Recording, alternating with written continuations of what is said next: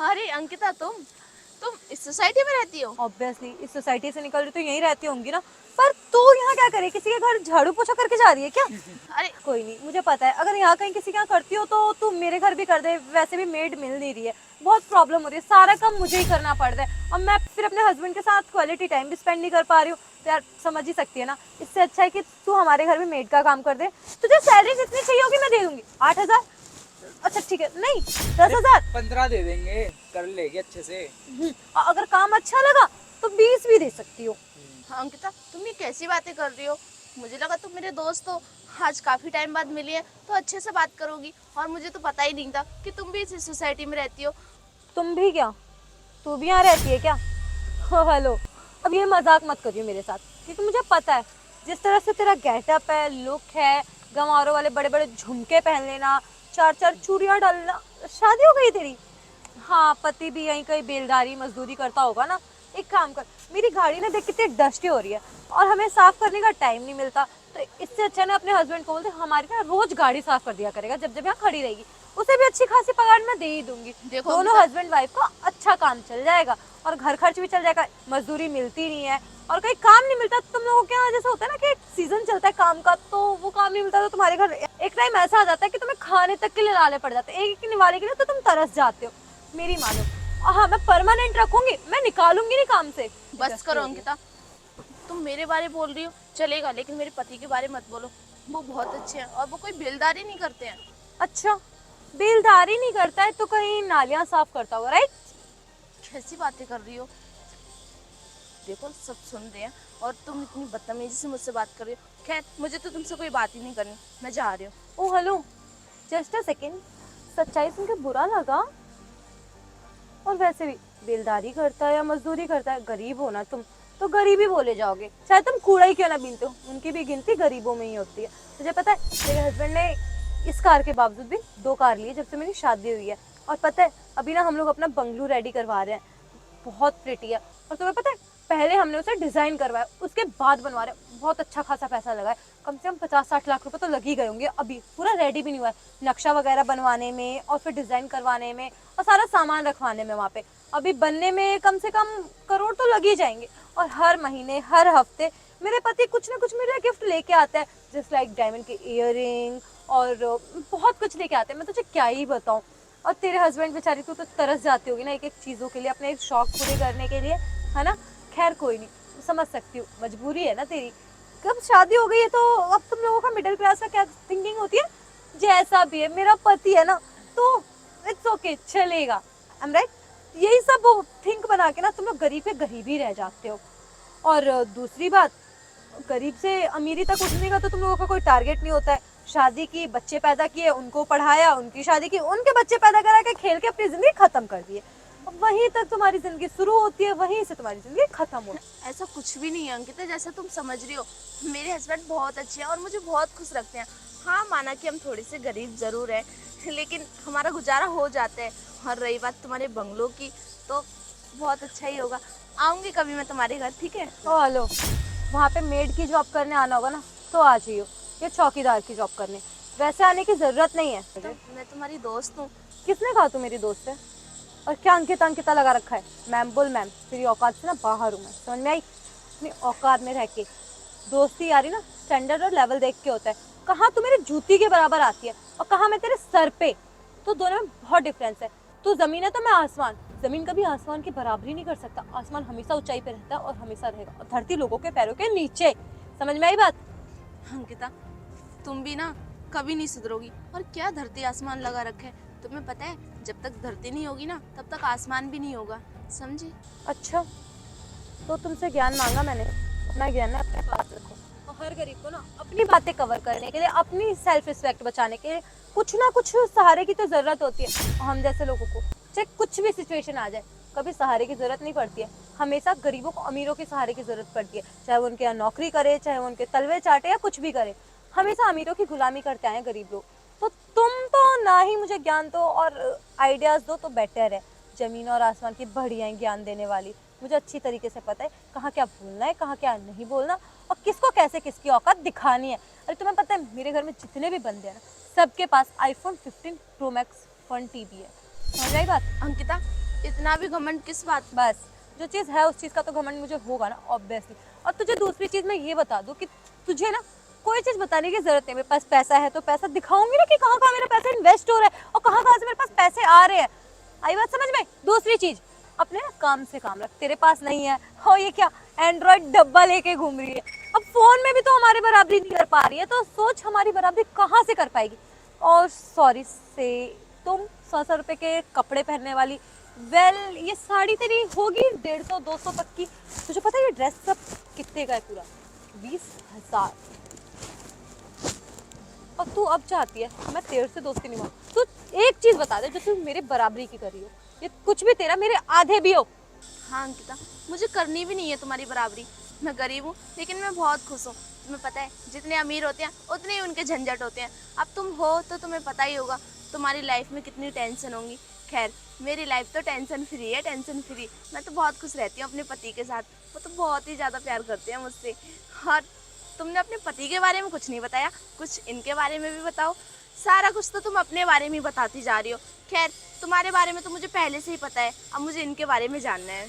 अच्छा, ताकि तू मेरे पति पे लाइन मार सके। चल तेरे दिल की तसल्ली के लिए मैं अपने पति के बारे में बता देती हूँ। मेरे पति के ना कई सारे बिजनेसेस है और साइड बिजनेस भी है, काफ़ी अच्छा कमा लेते हैं। मंथली तो 50-60 लाख रुपए इजीली कमा लेते हैं। उनके लिए पैसा कुछ ही नहीं है।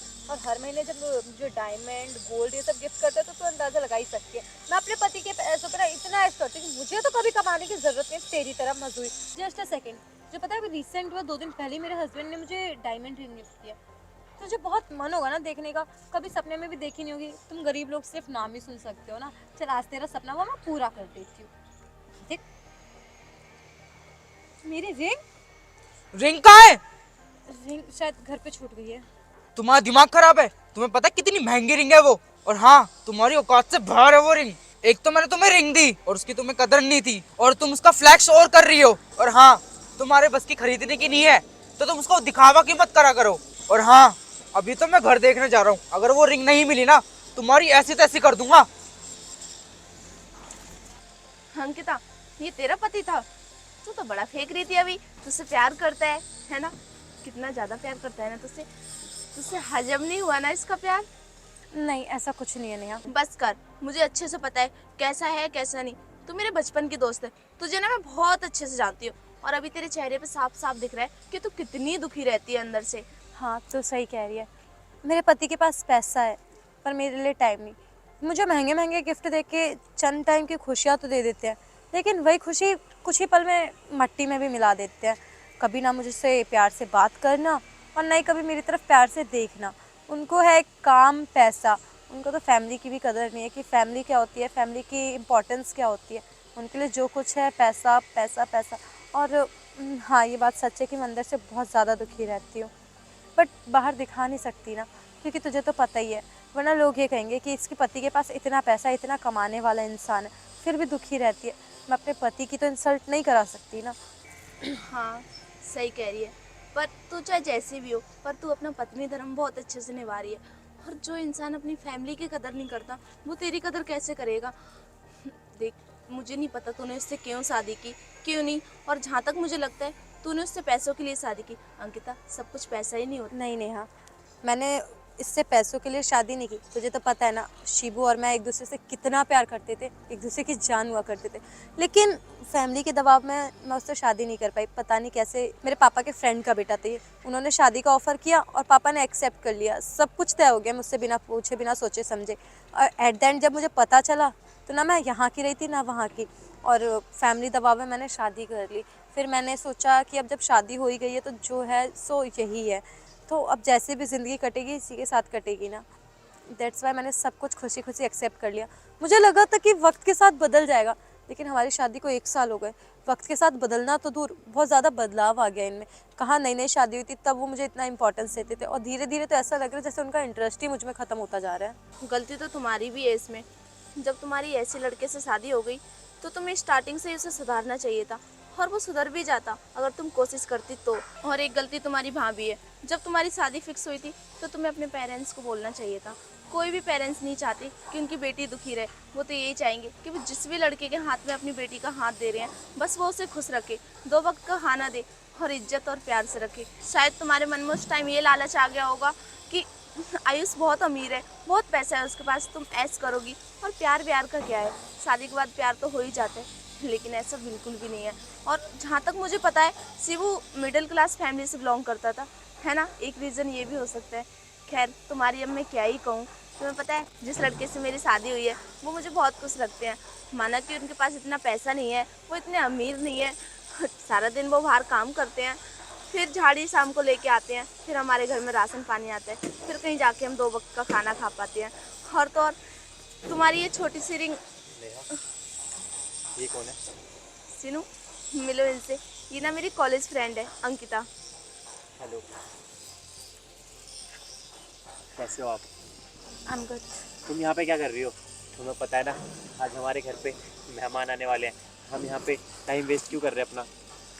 हाँ मुझे पता है, वो मैं कुछ सामान लेने जा रही थी मेहमानों के लिए। और अंकिता, मेरी बात आधी रह गई थी, तुम्हारी ये डायमंड रिंग खो गई तो तुम्हारे पति ने कितना ओवर रिएक्ट कर दिया। तुम्हें पता है एक बार हमारे घर में लोन आया था और उसके कम से कम 2 से 2.5 लाख रुपए थे, वो मेरी गलती से चोरी हो गई। लेकिन मेरे पति ने मुझे छू तक नहीं कहा, क्योंकि उन्हें पता है मैं जिम्मेदार पत्नी हूँ। हो गई गलती, गलती तो सबसे होती है ना, हम कोई भगवान थोड़ी है, इंसान ही तो है, इंसान से गलती होना आम बात है। खैर तुम्हारा पति आता होगा। हम चलते हैं। हाँ लो, तुम्हारा पति भी आ गया। खैर हम चलते हैं, आना हमारे घर में, आज हमारे घर में फंक्शन है, हमारी बेटी का मुंडन है, ठीक है? चले। रिंग कहाँ पे है? मैं तुमसे कुछ पूछ रहा हूँ, रिंग कहाँ पे है? तुम्हें पता वो 2 लाख रुपए की रिंग थी, मैं कहाँ से लाऊंगा? मैंने भी किस फटीचर गवार से शादी कर ली जिसे पैसे की कोई वैल्यू नहीं है। अरे गरीब थी तू, जब से तूने मेरे से शादी किया, जब से तू अमीर बन गई है, मेरी वजह से है तू जो भी है आज। और हाँ, तू अपने दोस्तों में जो गाती है ना कि मैं ये हूँ वो हूँ, कुछ भी नहीं है तू मेरे बिना। और हाँ सुन ले मेरी बात एक कान खोल के, आज के बाद ना थोपड़ा मत दिखा दियो अगर वो रिंग नहीं मिली तो। पता नहीं किस जाहिल गवार के मेरे मम्मी पापा ने पल्ले बांध दिया मेरे। मुझे तो लगता है ना ये मेरी जिंदगी खराब करके मानेगी, मुझे ना इससे जल्दी से जल्दी अलग होना पड़ेगा वरना मेरे सारे पैसे लुटवा देगी। मैंने अपनी मम्मी पापा की बात मानी और इससे शादी कर ली। अरे मेरे पास पैसा है क्या नहीं है मेरे पास, फिर भी मैं इसके साथ हूँ। अब ना तेरी शक्ल देखना भी नहीं चाहता, जा रहा हूँ मैं यहाँ से।